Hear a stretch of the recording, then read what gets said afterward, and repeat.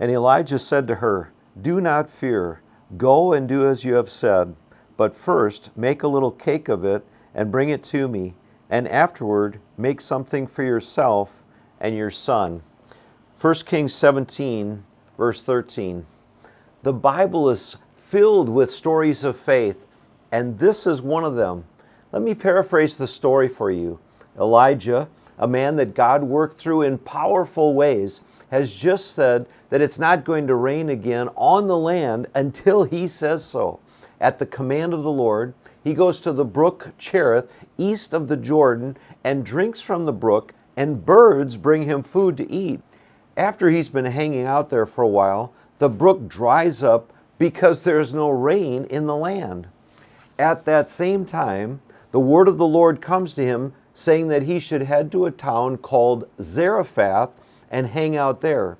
He's told by God that God has given a heads up to the widow living in Zarephath that she's supposed to feed him. So he heads to Zarephath, and coincidence of coincidences, he immediately meets this unnamed widow in the town. He asks her to bring him some water to drink, and as she's on her way, asks her for a morsel to eat as well. She has no problem with bringing him something to drink, but when it comes to the requested morsel, she explains that she only has a little bit of flour and oil, and that her intent is to prepare one last meal for her and her son before they starve to death. Elijah calmly tells her not to worry, and that she should go ahead and make some food for him, and she will still have enough for her and her son. He then promises her that she will have an endless supply of flour and oil until the day that God sends rain once again. Listen to the next two verses. "And she went and did as Elijah said, and she and he and her household ate for many days. The jar of flour was not spent, neither did the jug of oil become empty, according to the word of the Lord that he spoke by Elijah."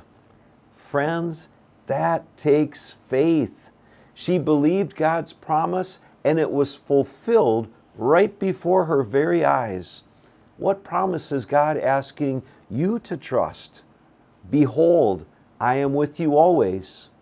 My grace is sufficient for you. Give, and it will be given to you.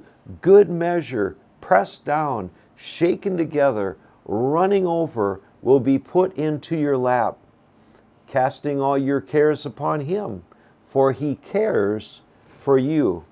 I could go on and on with the promises of God. I pray that this day God will give you the faith to trust his promises, just like the widow of Zarephath did. Press on in the Lord.